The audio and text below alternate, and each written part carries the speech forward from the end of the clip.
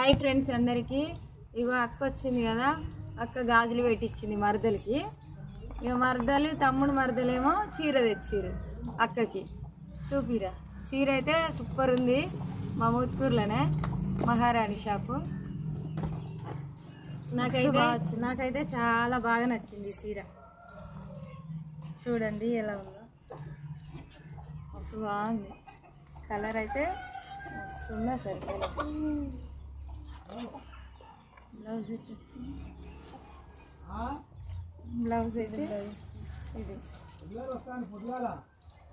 ఇది కొంగు పాటు. కలర్ అయితే బాగుంది.